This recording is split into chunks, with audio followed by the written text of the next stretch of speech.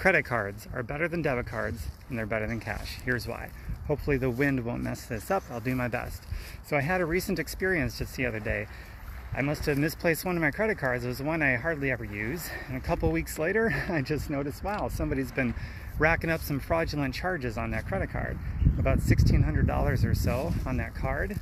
And I was not liable for any of it. So if it was debit or cash, then obviously it would be a different story. I'd be liable for all of it. There would be no recovery. But that is actually the weakest reasonings as to why credit is better than debit or cash. Yeah, $1,600 worth of fraudulent charges that I am not liable for is among the weakest reasons that credit is actually better than debit or cash. Here's the strongest reason. The strongest reason is the power of leverage that credit and just borrowing in general offers that money, cash and debit does not offer. Cash and debit is the opposite of leverage. Credit is leverage. So here's what I mean by that. Again, I'll draw upon my own example. So back in August of 2007, I was presented with an opportunity to own a business, natural health, residual money, pull myself ahead of everyone else, but I didn't have anything to get started with. So if I had to depend on cash or a debit card or writing a personal check for that matter, I wouldn't have been able to get started because it offers no leverage, but a credit was leverage. So I put down a credit card. It was a couple $100 to get in. That was my leverage. Obviously, you got to pay it back or it hurts your credit score. So I just got my ass to work, opened myself up to learning things that were brand new to me and just got my ass to work. But that was the beginning of that. And so that initial point of leverage created more leverage and a constant continuous means to pay off whatever I owed, but it kept on leading to more and more leverage. And fast forward just 2.5 years after that moment of beginning that process of leverage because of a credit card, and I no longer need a job, so I fire my boss.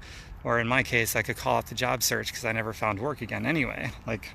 When I first got started, I literally had no leverage. I had no income, no job, no nothing. So I had to use a credit card. It was all I could use because it was other people's money. It wasn't my own. And then that was a long time ago. 2.5 years later, which puts me at February of 2010. A couple years after that, because of the power of leverage, I buy a house. But I buy the whole thing free and clear, so no mortgage. Because of the power of leverage, I have no mortgage, owning a house free and clear. I was only 32 years old at that time. I'm 41 now. And fast forward beyond that, I have 7 houses now. Well, they're all rentals now, but the one house I bought for me. And on and on and on. And I can travel and all these things, and I got my freedom of time, which is really what it all means. Leverage comes down to get your freedom of time back so you can spend your life how you want, instead of under the thumb of others that can tell you what to do or having to trade it for a paycheck. So I got involved in residual money, which is a leveraged form of income. The money you get at your job is the opposite of leveraged income. You have to perpetually show up to perpetually keep getting paid, or you stop getting paid. So residual money and passive money is the opposite. It's leveraged income. You show up for a period of time, and then eventually you emerge at some future point where you no longer have to keep showing up. So it's leveraged. Those efforts are leveraged. Another great example of that, and this goes back to the credit card too, is how much did you get made the first year at your job that you have, and every year since then you can look back and say, yeah, I earned this much. Ask me that question, how much money did I make my first year of generating residual and passive income? I have no idea. 11 years later, I'm still earning on those first initial efforts, and I'm still earning on the second year's efforts and the third year's and so forth. So it's a completely different world. That's why credit, and that's why residual income is superior. It's not just different. It's not different at all. It's superior to cash, to debit cards, and it's superior to trading your time for a paycheck like you do at your job. It's not just different. It's a much more superior way to live because you get to spend your time how you want. And I look at it as you got a birth date and a death date, and you got that dash in between. It's on everybody's tombstone marker, that dash between, and that dash represents your time on earth, and it's the only dash you're ever going to get. So to me, it makes no sense to spend it spending cash and debit cards and trading time for dollars, and because that's the opposite of freedom. Freedom is when you use credit and borrowing, and it's also when you generate residual money and passive money. That's freedom.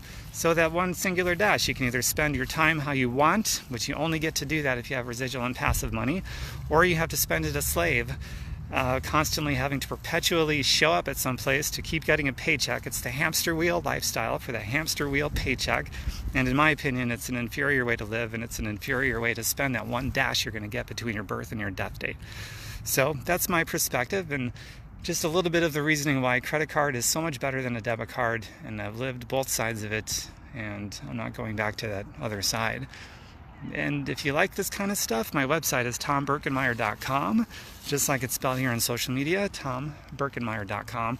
I've also got fireyourboss.xyz. Now that one's not a .com, it's a .xyz. I'll prove it to you. Just go there, fireyourboss.xyz. And tomberkenmeyer.com.